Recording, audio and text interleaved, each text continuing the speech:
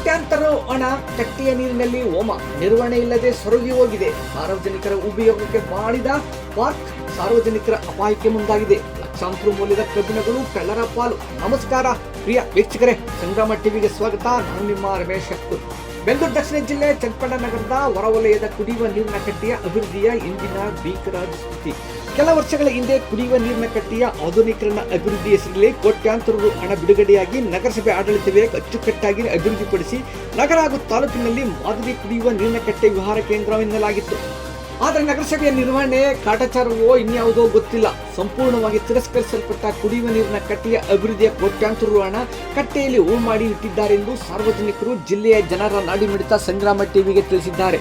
ರಸ್ತೆಗೆ ಹೊಂದಿಕೊಂಡಂತೆ ಕಬ್ಬಿಣದ ರಾಡ್ಗಳನ್ನು ಹೊಂದಿರುವ 50 ರಿಂದ 100 ಮೀಟರ್ ಉದ್ದದ ಕಬ್ಬಿಣದ ಬೇಲಿ ಈಗಾಗಲೇ ರಸ್ತೆಗೆ ಬಾಗಿ ಕೆಳಗೆ ಹಾಕಿರುವ ಸೈಜುಗಳು ರಸ್ತೆಯಲ್ಲಿ ಚೆಲ್ಲಾಪಿಲ್ಲಿಯಾಗಿವೆ. ಯಾವ ಸಂದರ್ಭದಲ್ಲಿಯಾದರೂ ಕಬ್ಬಿಣದ ಬೇಲಿ ರಸ್ತೆಗೆ ಬೀಳುವುದೋ ಗೊತ್ತಿಲ್ಲ. ಸಾಕಷ್ಟು ವಾಹನಗಳು ಪ್ರಯಾಣಿಕರು ಇದೇ ಸ್ಥಳದಲ್ಲಿ ಓಡಾಡುತ್ತಾರೆ. ಯಾವುದೇ ಸಂದರ್ಭದಲ್ಲಿ ಅಪಾಯ ಎದುರಾಗಬಹುದು.